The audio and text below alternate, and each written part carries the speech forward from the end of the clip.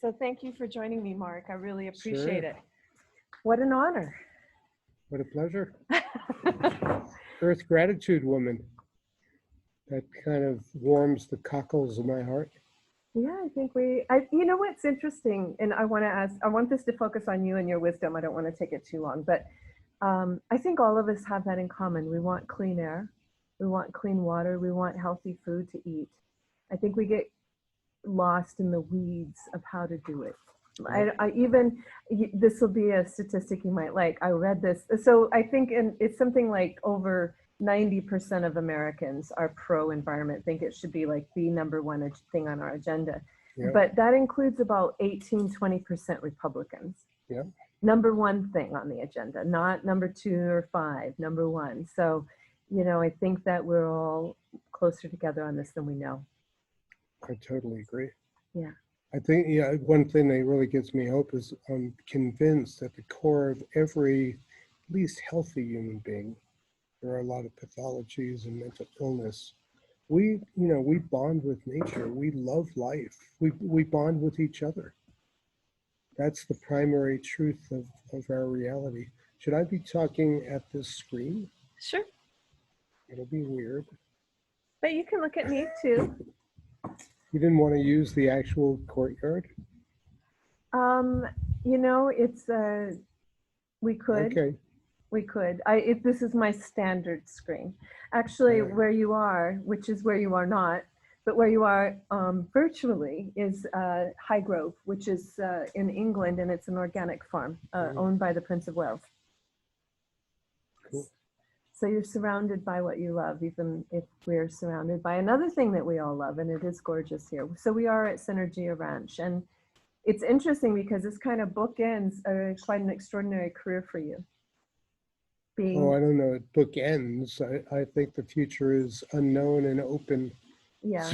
So, well, at this moment, though. At this moment, sure. It is kind of a full circle back. And I want to ask you a little bit about your, because I think this is something that is unique to you. Not necessarily to you only, but it's not well known by a lot of people. Is the recycling that you've been able to do with black water. Do you want to describe that for us a little bit? Well, this is something that actually came out of Biosphere 2, and it's kind of a nice story. So, you know, once you start to make a completely materially sealed world, a mini biosphere, then you come up against, you know, these very interesting realities and necessities. Like there can't be waste, there can't be wastewater. You have to figure out ways of keeping all the nutrients in the water regenerating, purifying the air, the food, the soils. So a colleague of ours, the co-designer of Biosphere 2, Phil Hawes, had heard of a guy named Billy Wolverton, who is this great maverick NASA scientist who was working at their Stennis Space Center just outside New Orleans in Mississippi. And he's a good old boy, loves to raise catfish, but he also has a PhD in chemistry. I think it's from Yale, from some institution like that. And he was a pioneer in the early 80s. Constructed wetlands were still a kind of innovative, push the envelope technology. Now they've kind of ramified and spread around the world. But it was just what we were looking for. How do we do something that's relatively low tech, completely ecological, doesn't need additives of chemicals or this, that, and the other? And so Billy helped Phil and Biosphere 2 people, designers, install this beautiful waste recycling system. So it wasn't just waste treatment, which it does very well, plants and their microbial agents, but we took the water from that constructed wetland and it went back into the irrigation supply from the farm. Mm-hmm. So it was a beautiful closed system. Everything that came out of the farm, animal products, crops, the waste products either went through that constructed wetland, sometimes directly from the animals. All of the human waste went there. Our laboratories and workshops went there to be purified, or the inedible material was composted. So Biosphere 2 is a very beautiful illustration of what we really should be looking at in the world. And Biosphere 1? In Biosphere 1, how do we help nature and use nature to solve our problems? Yeah. So it was kind of an introduction. You know, I had been a founder along with John Allen and Bill Dempster and Marie Hardy, et cetera, of the Institute of Ecotechnics, which is kind of the, you know, to my mind, the one of the spinal cords that holds together all of these manifestations that our group collectively and individually have done around the world. So we were working, you know, with the understanding that the two elements that had to be harmonized, we're going to have a good present and sustainable, beyond sustainable, regenerative future. We need to get our technology not making war and destroying and degrading our eco. That's both at the local level, at the intermediate level, and at the Earth's biosphere level. So ecological engineering was a parallel track that scientists, H.T. Odom, who I went after Biosphere 2 to do my PhD, there was a lot of people working in ecological engineering. And their insight was, you know, as we understand more about nature, let's use natural mechanisms to solve problems. So that's the eco, and the engineering is, let's figure out how to do this like engineers do in a cost-effective and efficient way. So I was the sewage manager of Biosphere 2, this New York City kid. And, you know, the associations that most people have, especially in the West, with sewage is well justified. They're kind of nasty. They're like a big factory, and enormous amounts of energy pump all the waste from really large cities to a handful, or even, you know, sometimes just one sewage treatment plant. They stink like hell.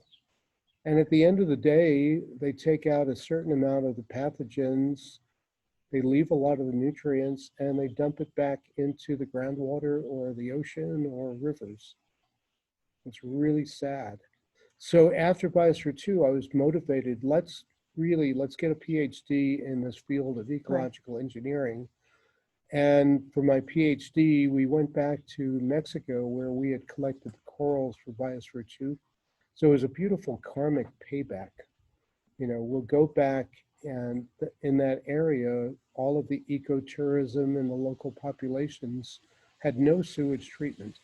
And the water was just going out and degrading coral reefs, and the tourists were coming down there and swimming with what they call brown trout. There's a euphemism. Yeah.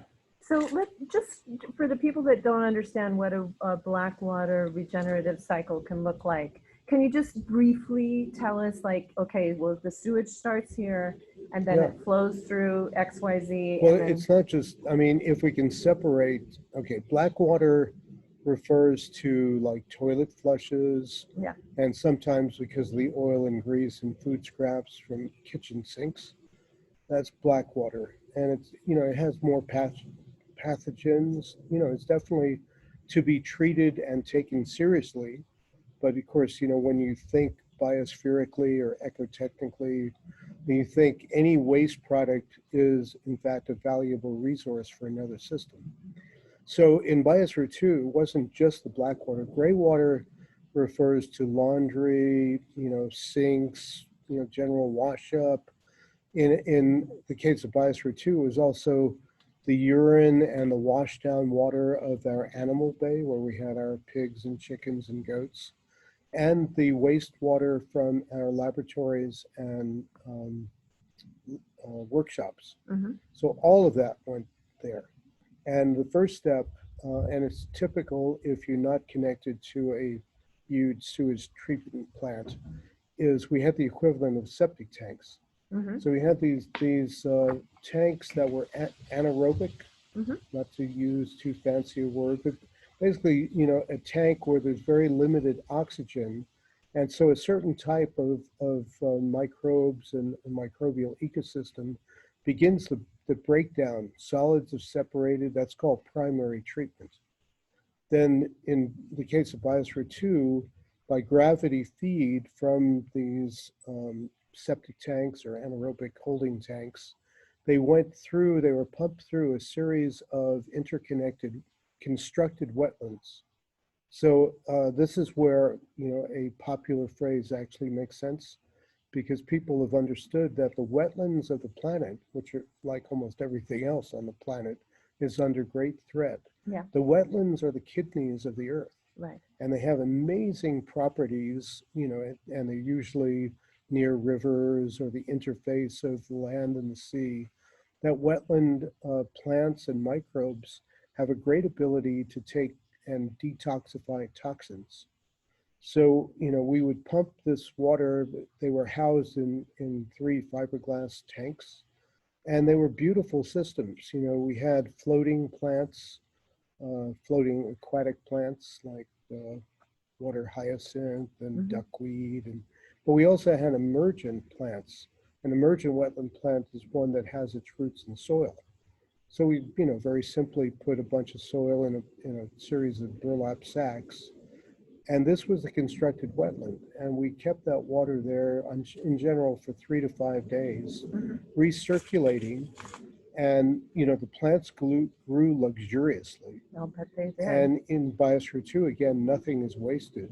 So it was a great habitat for volunteer frogs who found it, and our ladybugs and other beneficial plants. And because Billy Wolverton is at heart a pretty ecologically minded guy, we had 17 different types of plants there. So there were beautiful flowering plants like canna lilies and a few different colors, etc. So it was really a joy to operate this system. So after the wetland, we had a UV sterilizer, but because all the biospherians, the crew that went in, we were tested and medically checked out to the nth degree, and we had basically shared all of our diseases amongst ourselves. So in fact, we never used the UV filter, because that's a non-chemical way of sterilizing wastewater. It was really unnecessary because we knew we didn't carry any infectious diseases. And then that water got mixed with water that we were collecting from transpiration, what the plants were releasing in evaporation. Biosphere 2 was an intensely packed semi-tropical world. It was really stuffed with life. So we collected the water that drained through our soils, our irrigation water, that was mixed with the transpiration water, and the small amount of water from our constructed wetlands. All the remaining nutrients went back to feed the farm soils. So it was an incredibly beautiful, fairly closed loop. And I remember, as the sewage manager, that I could kind of trace every pipe, and I knew where the water was coming, and I knew, like most people, the biospherians had more free time on Saturdays and Sundays, and there was more wastewater coming. Why was that? Because they were taking long showers or baths, and they were washing their clothes. So laundry also came into it. Now, where was your drinking water coming from? It was coming from the transpiration water, and we did have hydrogen peroxide as a way of sterilizing it, but it was very, very pure water. So, I mean, among the wonders of Biosphere 2 is that, insofar as it leaked, and it hardly leaked or air exchanged at all, those were air molecules, which are really small. Normally when we build a building, we try to seal it so rain doesn't come in. So, pretty much 100% of the water that we began with in 1991, at the end of that first 2-year closure experiment, that was the water that we ended with. So interesting. We all grew up and had high school, the water cycle. So all of the cycles that keep our biosphere healthy and keep bringing water and nutrients where they're needed, etc., they were all present, but in Biosphere 2, sometimes we had to put in some technology to supply, because when you make even a 3-acre biosphere, you're excluding. We didn't have winds, we didn't have tides, so we had to have a tide machine in the ocean, and we had to have a fair number of pumps to pump the water around. But essentially, we had a water cycle.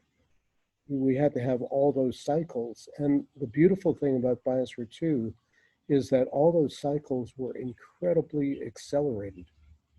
So it was no joke. This was like a reality. This was like part of a change of consciousness. Is we'd say, if we were stupid enough to pollute the water in this biosphere anywhere, it would be in our cup of tea within 2 or 3 weeks. Mm. Let me ask you about the power to the biosphere. What were you using? I mean, you're in the middle of Arizona, so did you use solar? Did you use? No, we wanted to. That was kind of a heartbreak. You have to go back.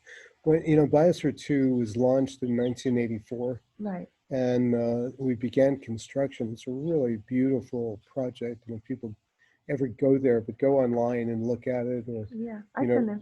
Read it. Yeah, And I've been to stunning. Eden Project too, which I think is similar. Inspired by it. Yeah. Tim Smith's a really good friend. I gave a talk there when I was promoting Pushing Our Limits, and I hope we have time to promote my books for your listeners and watchers who want to get deeper into the Take a moment. You're the author Sure, of. except that it's going to destabilize. You can also tell us what the names of the books are as well. So there are 3 books that I want to talk about. One is The Wastewater Gardener. So when I went into the field of constructed wetlands, they were mostly pretty boring. They were reed beds, monocultures. And because my background is way more ecological than it is engineering, I said, let's make these systems beautiful, irresistible, so people fall in love with their wetlands and they put them in because it's going to be right outside their house or office or business or hotel. So we named them, and actually Deborah Snyder, who you already interviewed, she came up with the name, Wastewater Gardens.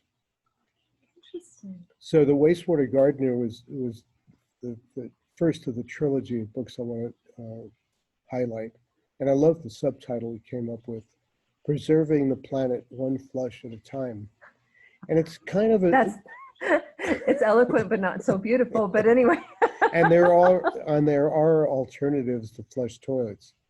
But the thing is that, it's sort of like anything. When you get into the story of black water, toilet waste, human wastewater, you find out that we're operating on really bad paradigms. Yeah. So the book not only, talks about my career with these systems. So, starting in Biosphere 2, actually starting with a beautiful chapter on the making of Syngergia Ranch, Mm-hmm. which, can I say the word that starts S and ends with T? Of course. Okay, you can't say it on NPR, but so this ranch was built on shit. We had lots of animals. It was a little McDonald's had a farm. Uh-huh. And there was a racetrack that was operating just at the right time when we were planting 1,000 trees around the ranch and 500 fruit trees in our orchard. Uh-huh. So we went over, a horse wet weight, 15 tons of manure a year. Wow. So you get 1,000 race horses, even for a few months during a race. They were creating mountains of horse manure. Anyway, so Wastewater Gardener not only, traces that trajectory through Biosphere 2 to the enterprise and all the projects we've done around the world, yeah, but also looks at this problem, because it's a huge tragedy that in the West, we treat sewage, shit, human shit, as a toxic, deadly, radioactive material. Yeah, it seems very caveman that think of, like we didn't really progress beyond, because a toilet is kind of like just a fancy outhouse, right? Rather than, using our brains to, this could be much more. Yeah, so it goes through a lot of the history of our thinking, and also some contrasts, like traditional Asian agriculture, they in fact called it night soil. And that really is what our waste products are if they're properly composted and handled, etc. So we have a bad paradigm. Let me just finish that thought. Yeah. In the West, in countries with money, especially for cities, Yeah. where they will, spare no energy, expense, chemicals, etc., to send it basically to a factory where there's incomplete, detoxification, getting rid of the pathogens. And then all that fresh water and nutrients are basically just discharged. And goes to the ocean or, Yeah, yeah. yeah. I mean, in certain, Rivers or ocean. And in the third world, Yeah.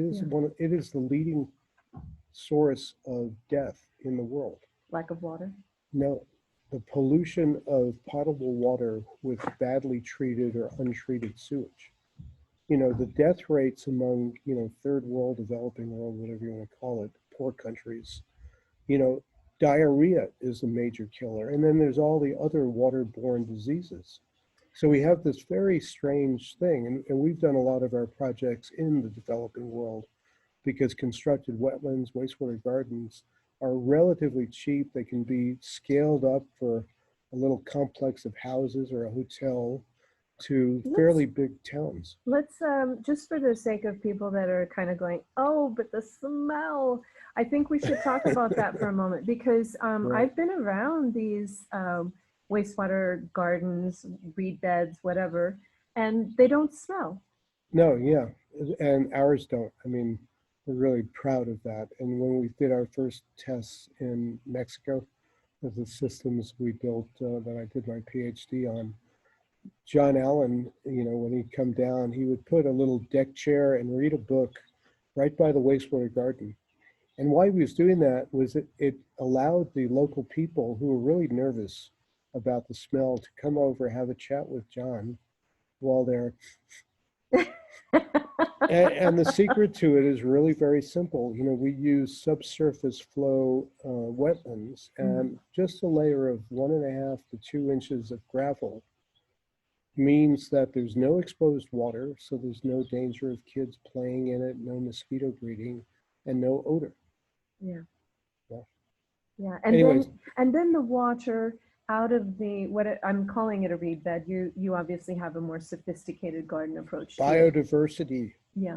Yeah, reed bed to me is just a tragedy. Yeah. But If okay. you're going to make a wetland, why not make it diverse and habitat for birds and animals and So let's say it goes flowers? through the wetland area and it becomes a little bit more clean. It's still not dramatic. drinkable yet. No.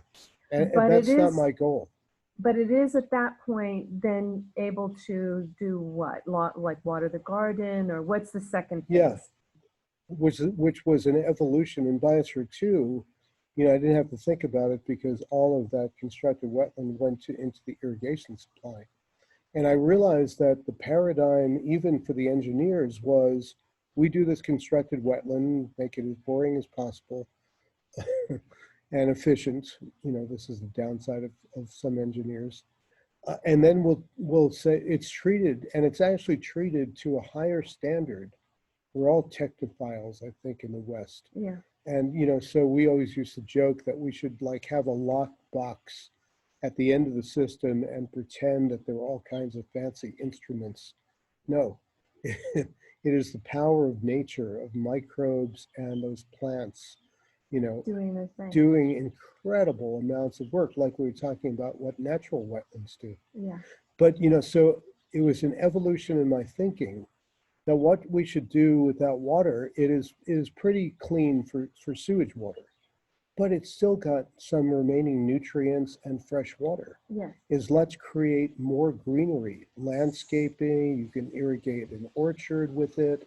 Now, after the wetland, you're not limited to just plants that thrive in wetlands. Right. So there's been all kinds of permutations, and where we started doing our work was in the Yucatan Peninsula, and we created some of the most beautiful gardens in town because they have salty water there. It's kind of stressful, and my God, I mean, that's the thing about life. Life actually has solutions. So you give a plant and microbes what to us is, oh, that's that nasty stuff that comes out of our bathrooms. No, for them, it's like, oh, this is feast time. Yeah. So the really beautiful thing, and we've done projects in really dry areas like Algeria, etc. The outback of Australia for 6 months or 7 months has no rain. You're creating landscape beauty with all of the attendant psychological, ecological, emotional benefits without having to waste potable water. Amazing. So our goal quickly evolved to, let's try to use 100% of the nutrients and 100% of the water in a productive way. And it's a beautiful illustration of ecological engineering because you think about human communities and you think about nature. And usually, we kind of try to clean up our act after disasters happen. Constructed wetlands are a beautiful illustration of a buffer between human activities and the release of stuff into nature. So that's the first of the books. Second one, this is a book that I published with the University of Arizona Press 2 years ago, 2018. It's called Pushing Our Limits, Insight for Biosphere 2. And I finally realized, first off, it took me 25 years of digesting the experience of being in Biosphere 2 for 2 years.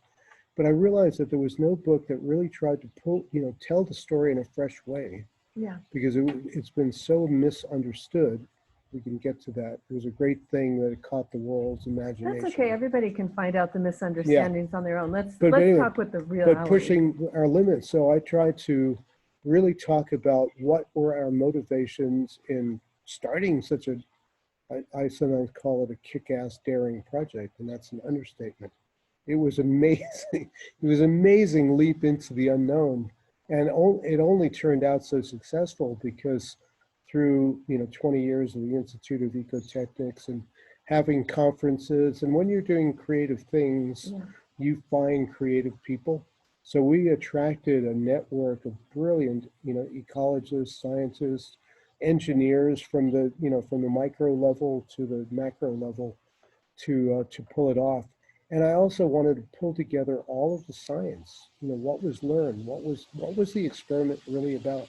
Yeah. So it was a really great pleasure to do that. And then the most recent. And you know what, that one is going to be good for, right now we do have Spaceship Earth on Hulu, right? So that would be a good platforms. one. And other platforms. That would be a very, very good book to read maybe before, but certainly after. Whether you get introduced to it through the documentary or whatever, but I think that's a very good companion piece to that. Yeah, and despite the fact that I suffered through and now have a PhD after my name, I don't like dry, terse academic writing. Mm-hmm. So I was pulling the science together, but really trying to tell it in a common sense and also human way, a personal way. Good. Because Biosphere 2 was not a university or government funded, with 10 layers of bureaucracy. It was actually another great illustration that a small group of people, of course, in that case, on that scale, with a very far-sighted, finance person, Ed Bass, who was a director of the Institute for 15 years. So that was. And hasn't he just given another 30 million gift to the U of A to keep it going? Yeah. Oh, yeah. So, this is very long term. Yeah. And Biosphere 2, it's great even in its controversy because, the sad fact is that a lot of science is so constricted by these taboos. One of the taboos was, is it legitimate science to study how humans and technology interact with the living world? And apparently that's a taboo. It's just amazing. I hope it isn't now.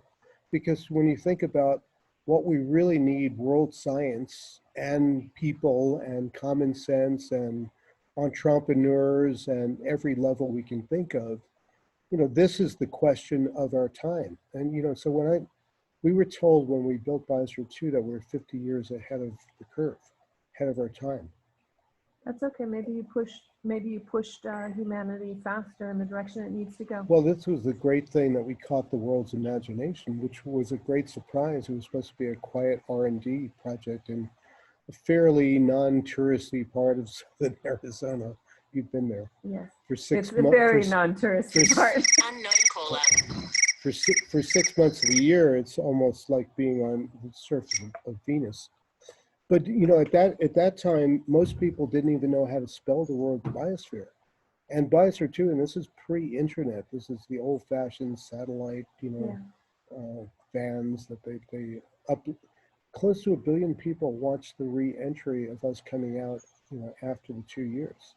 So I occasionally in my wastewater garden and other activities get to really remote places.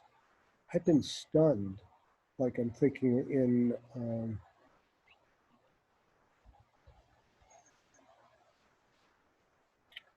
what am I thinking?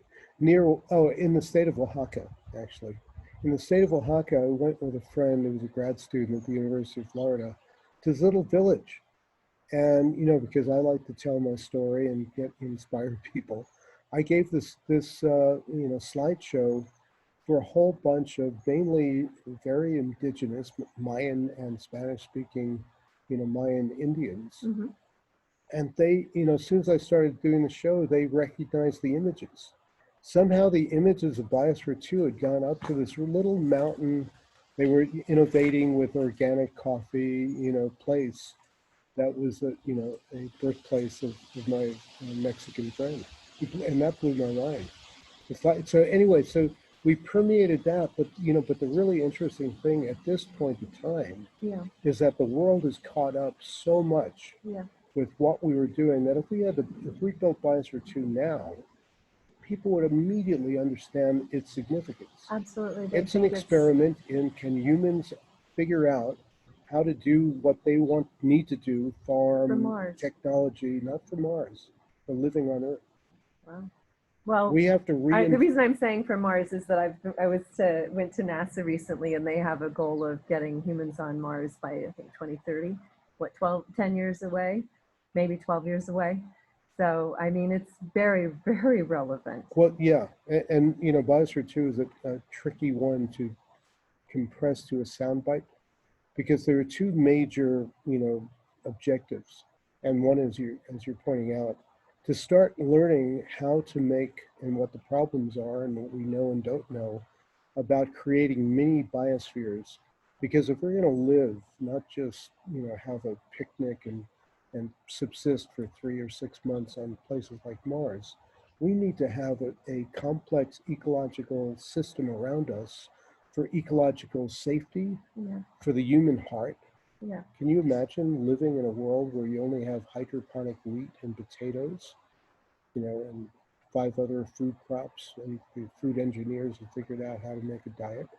You can do that, as an endurance test, but will you live and thrive?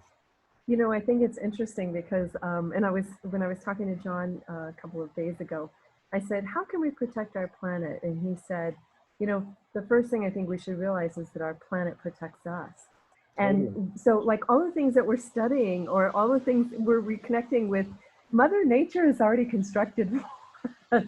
We're just trying to understand it better or work better with this amazing planet that we find ourselves on. And that's why I kind of loved Spaceship Earth as the name of the documentary, to think of us more as like these astronauts on this beautiful planet. We could have been a blip of consciousness on another sphere, and here we are on this beautiful, luxurious Eden, really. No, yeah. So to finish that, so there's the space, but the other purpose of Biosphere 2 was a new kind of biospheric level laboratory, experimental ecology on a scale that's relevant to our global issues. Yeah. And, so what convinced me, I was the director of the project, I was the director of space and environmental applications, to, seriously start training to become a biospherian, is I had 24 hours in our little test module. And we did that, to test how to seal a system, do the space frames, and we did all kinds of ecological experiments in there. Then John was the first vertebrate. He was in for 3 days, and he flourished. And 2 other people stayed in for 7 and 21 days. And we said everyone on staff should go and have an experience like this. Now, I had been working in ecology for I don't know, 16, 15, 16 years before that. Within 5 minutes, my entire understanding of the human situation and our relationship to the world of life changed. Because instead of it being these thought forms, rattling around your brain, your body suddenly understands. And in a small world, you look around and you can see all of the green plants that are, feeding you oxygen and purifying the air and the water. And that, so that understanding becomes cellular, becomes visceral. It's hard for me, and I wish there was an elegant way. I think we need to set up situations where people have this experience. Sleepovers at Biosphere 2 Yeah. Well, by Mark Nelson, book number 4. We'll get to book number 3 in a minute. But the thing is that, so people were just learning the word biosphere. Yeah. And I think it's still, I think there's a, percentage, certainly, a lot of people are really woke to the danger of our situation. Yes. But it needs to start with, like you're saying, we are being protected. Our life support system, when they send astronauts out, there's oxygen tanks and water recycling, and they put the food on board. If we didn't have a biosphere, we would die in our next breath. We would be instantly dead. What was that? Sobering. Sobering and also joyful. You're part of it. So this is why, instead of calling the crew inside bionauts or econauts, someone came up with the term biospherian, and it was so perfect. And of course, with the good intent, Pronoia, woman who runs our Puerto Rico project, was a Zippy in London. So have you heard of Pronoia? So we know what paranoia is, and I'm going to give that definition. Pronoia is the sneaking suspicion that people around you are plotting to do good things for you. So pronoia is to realize that the earth and all of its living organisms, from the unseen to the, elephants and whales, etc., this is our life support system. This is no joke. So what we're doing by being callous and trying to looking at the earth as a resource to make money with or have a convenient life, if we degrade that life support system, we're involved with kind of a suicidal and insane mission. So when people say, what's the first thing that I should do? First thing you should do is get out of the fantasy that there's an environment outside you. There is no environment outside you. You are part of the biosphere. Every breath you take, every drop of water, every bit of food has been, prepared for you by the biosphere. And similarly, go back to the sewage system, all of your wastes are eagerly awaited by, the natural forces and functions that can recycle it. And so Stephen Jay Gould, who is kind of a beautiful guy, he actually gave, Stephen Jay Gould? Yes.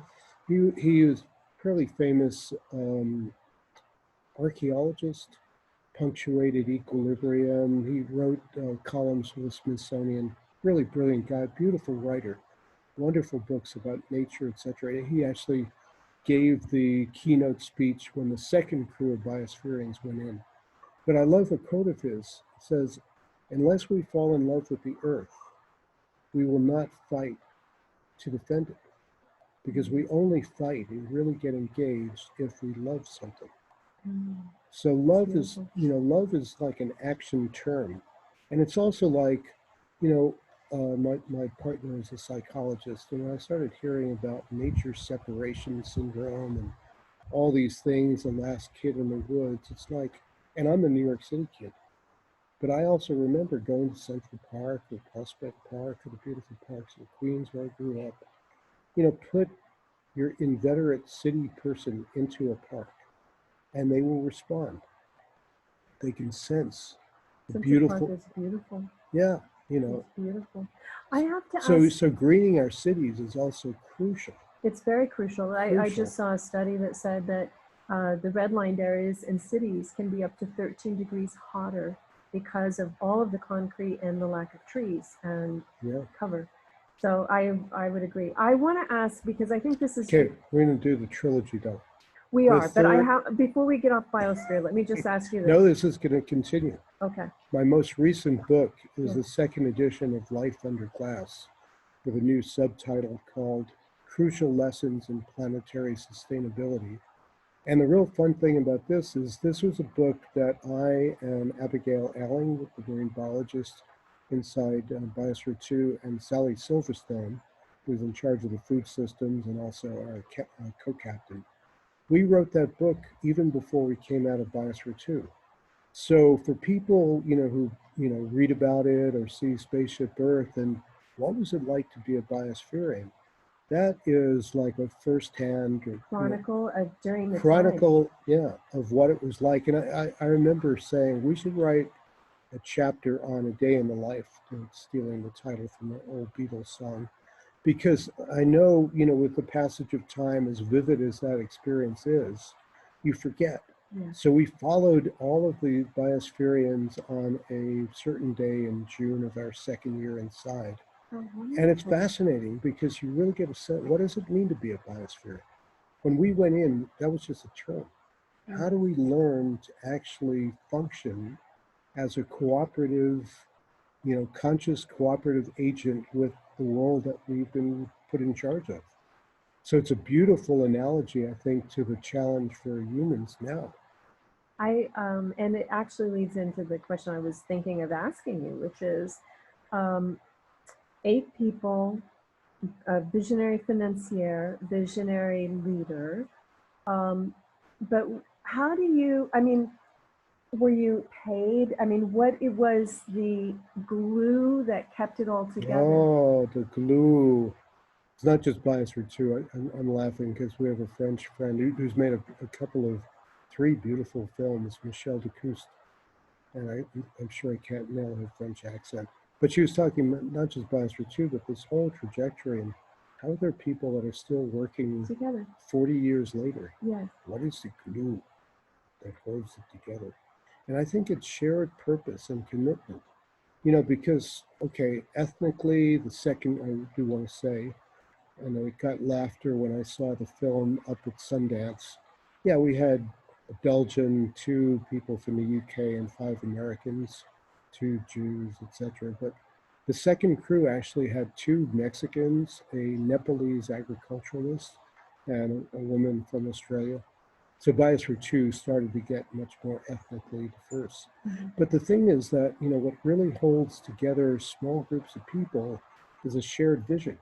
Yeah. And I'll go back to when I first came to, and my heart is always in 5 places, but certainly one is right where we are at Syngergia Ranch, because I came here as an overeducated, Ivy League graduate, city kid, and I learned ecology at the ranch and how to work with people and build buildings and do things that I didn't think just ordinary people could do, that you have to call in the professionals. What was your degree in? Philosophy. From what's your alma mater? Dartmouth. Ah, and so, but that's interesting because But I also did pre-med because that was my doom. The Jewish family wanted as many medical doctors as possible. My brother did that. So it might not have been the popular choice from your family's perspective for you to come out here. No, my father died when I was 16. My mother never understood it, but she loved it. When we made the front page of the New York Times, when Biosphere 2, when we first, she must have been so. So at least she saw, she didn't really understand. She came out here and she said, "Oh, I get it. You guys are utopian socialists." No, we're not utopian socialists. We actually believe in free enterprise. And I ran a landscaping company, a wood shop with a partner. We believe in working hard and playing hard. Is another great. But what I was going to say, what really endeared me when I came here, was I really feel for kids. How can you choose a career? And should I become a philosopher, a doctor, a lawyer, an Indian, a fireman, a baker? When I came here, they said the program, and this is from Mr. Visionary John Allen and the group had been working for a couple of years before I arrived in October '69. They said we do three things kind of concurrently. We run enterprises, so you learn something from beginning to end and you support yourself. We do theater, which is a wonderful way for group dynamics and psychological work, but also, we're all artists and we want to express ourselves. And, as I worked in theater for the next 30 years or so, my understanding, we're doing theater now.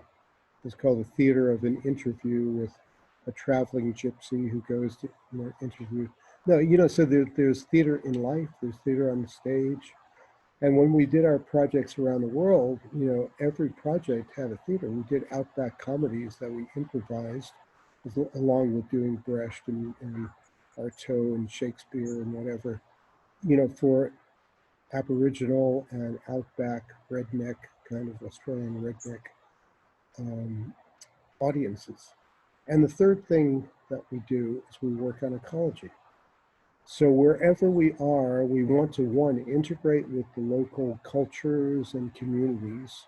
And from the beginning, we've had great relationships. And New Mexico is a beautiful place because it's got a very ancient and very vibrant Native American culture, mainly Pueblos here, but Apaches, and etc., and very deeply Hispanic.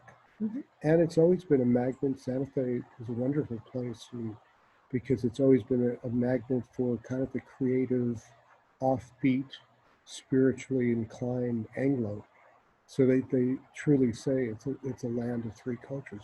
But when I heard that program, it was like, great, I don't have to choose like I'm in a Chinese menu for one entree and maybe I'll have a soup and a dessert. No, why not live a balanced life? Mm-hmm. And I think that part of the problem around the world is that we're not made to sell ourselves to jobs, especially if it's a job that you're basically doing so you can feed you and your family or loved ones and pay the rent. Mm-hmm. This is a wrong model for human beings. This is not designed to nurture our inner child and our aid our development. So, although we always avoided terms like communes and counterculture because we didn't want to be labeled. Right. And that was a heyday, 1969. It was a hotbed of alternative communities in New Mexico. If you were to give it a label, what would you give it?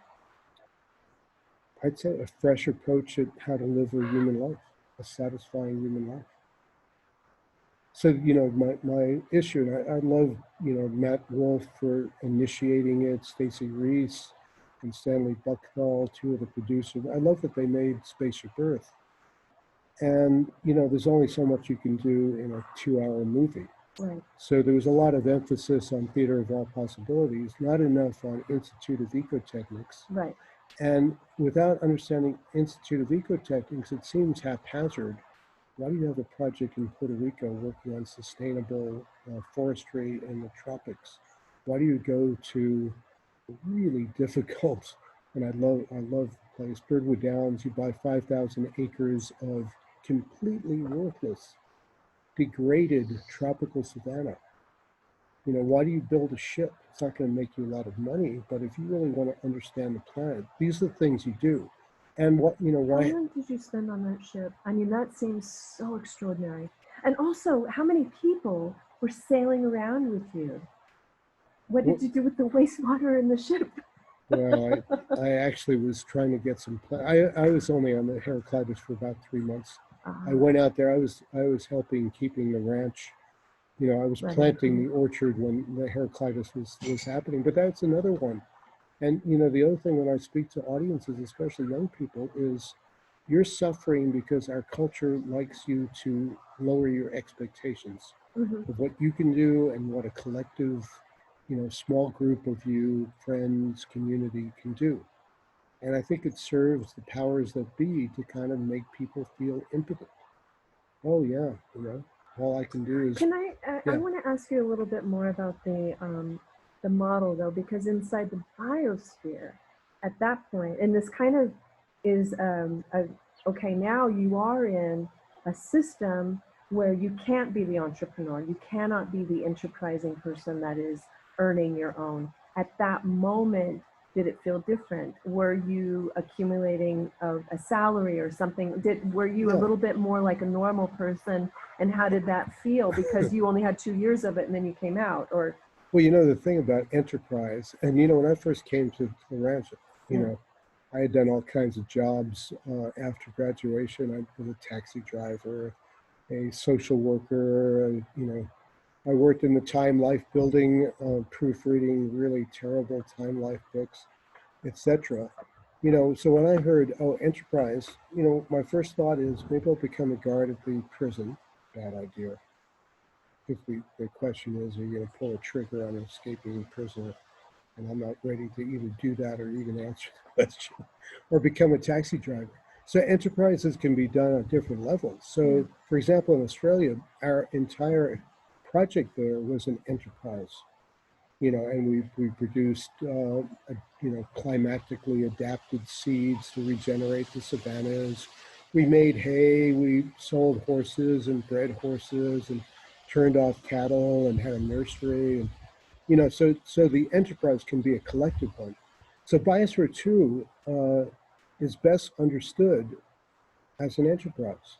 yeah, And the reason that Ed Bass was willing to put his money in is that we thought that we could recoup the investment and more by spin-off technologies, you know, because we had to do a lot of innovative things. And also, frankly, by selling biospheres to Euro Disney and you know, cities where there really are gazillions of people who come, like London or yeah, Tokyo, New York or San Francisco.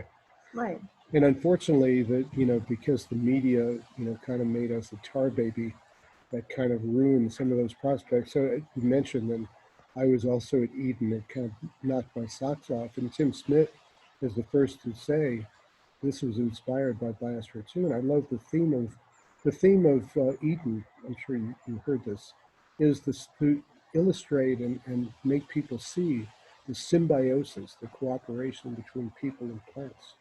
Well, Biosphere 2, in a way, was an incredible symbiosis to show people. And remember, let's go back 25 years when even the word biosphere was esoteric and the word sustainable was not in common parlance and eco was not on every breakfast, you know, cereal and falsely I green. feel like it was there. I mean, I think a lot of people forget that Carter put solar panels on the White True. House. And the I first thing that Reagan did was take them off. it was, but I'm just saying is that, you Yeah, know, this, sure. you know, it's important for especially anybody who's going to judge us that we were not all part of forgetting about No. eco. And Kyoto, you know, unfortunately not ratified by the US, was in 92. Yes. It's just that, you know, now I think the crisis has gotten so great and the wake up factor. Yeah. The wake up factor is such that, you know, what were, you know, tangential, you know, people did not go to sleep aside from a few, you know, worried about global climate change. I mean, I'm worried about global climate change. I'm more worried about the assault and degradation of our biosphere and Yeah. that we're losing rainforests and mangroves and on and on and on and on Yeah. and on. I mean, I think before the science was out there about climate change, those of us that were concerned about the environment were just looking at our relationship with nature and saying, you know, plastic, which is not biodegradable, doesn't seem to be a good thing to put your food in. You know, I don't like the idea of McDonald's because I'm sorry to use that name, folks, but, you know, I didn't like the idea of getting something in a paper bag and then throwing it away. You know, we didn't believe in single use. We could see a problem with putting everything in plastic. So it wasn't based on the science of climate change. It was just based on common sense, really, Yeah. you know? Well, I like to point out, you know, when people, you know, say, oh, organic gardening, farming, I don't know if it can feed the world. I mean, if you go, the Industrial Revolution, you know, we need to have a perspective on things. The Yeah, Industrial Revolution was only in the early 1800s. So we're barely 200 years into the Industrial Revolution. And every farmer in the world, and a hell of a lot more of us were farming, we're doing it organically. But don't tell me that organic farming can't feed the world. And of course, there are other issues like Can we get population under control? Can we be more efficient? You know, the other thing is I don't like the deep ecologists or other people, and I've heard this so often, who just regard humans as a cancer and parasite on the planet. That may be true, but that is not our essential role here. Right. We are, children of the biosphere. We are, amazing Cognizant products beings. of evolution. If you love, what am I going to say here? Saguaro cacti and dolphins and elephants, and you should love human beings because we're a remarkable agent. It's just like, we are literally like kids, in a little nursery who figured out how to make these techno gadgets. And we're all enamored with our work, and we're smearing the shit all over the walls. And, it's really kind of a mess. Yeah. But this is a temporary transient phase. And I think the other really important message is that people should not lose hope, optimism. That doesn't mean that you ignore what's going on. Right. And so you could be terrified and optimistic. You can see a problem and find a solution. Yeah. And we are survivors. Microbes are survivors. We're here with our DNA and our phenotypes because, we're the latest in a successful evolutionary line. And we're going to figure this all out. And so what I loved about Biosphere 2 is that it touched into the history of science. And there's a whole other thing, and maybe we need to continue on another Zoom, because it touches back to the Anthropocene. Vladimir Vernatsky, who we had the great fortune of discovering, he was pretty unknown, it's still pretty unknown in the West, but he was the great modern thinker of the biosphere. And so the Russians and all Eastern Europeans not only know Vernatsky, who said, we're not just passengers, life has transformed the earth. But he also could see the problem that our technology, our ability to move matter and be kind of dumb about it, meant that we had to get intelligence. So if you know the term noosphere, the sphere of intelligence, he and two other people in Paris he was teaching at the school, he said that's the next stage of evolution. So maybe instead of the Anthropocene, we should say it's the noosphere, where humans learn to regulate ourselves. We're not in charge of the biosphere, thank God. Just like you and I are not in charge of all of the automatic functions that keep us this incredible assemblage of organs and atoms and all that stuff going. We try to assist. But we're powerful enough that we have an obligation, we have a necessity, because we all want to live a good life, and I think we all want other people to live good lives. Yeah, and now you can't really sit on the sidelines. But let's start modest. Let's start with break the fantasy that the biosphere is part of an environment outside of you. And then start to love it. Love your houseplants. Love the tree outside your window if you're quarantined. Start to love, things that you can identify and experience that. I mean, hug a tree. Go into a park. I mean, I think every city in the world has got a green area, getting greener. Yeah, I think that's very good advice. Is that your last word? For this moment, yeah, because we've blown past my 45 minutes? 45 Do you minutes. want, I was going to suggest if you want, you could just hold up each book one at a time. Sure. I'll swap them out here. Yeah, it'd be nice for people All right, to see. if you can grab them. All right. And then I'll put this, and you can probably see very easily. And again, just real quickly, you can show it. This is the Wastewater Gardener, preserving the planet one flush at a time. This is Pushing Our Limits, with a beautiful cover image of the Biosphere 2 lit up at night. And then that new edition of the book 3 of the Biospherians wrote, The Inside Story, Life Under Glass, second edition, Crucial Lessons in Planetary Sustainability. Ah, so grateful. Okay, I'm going to stop this. And thank you, thank you, thank you. Today is Sure. September 7th, 2020. I would ordinarily do something like we'll that. do it the Indian way. Okay, I'm going to stop this. Hang on. And I'm going to call Starlight, who may be bunching down.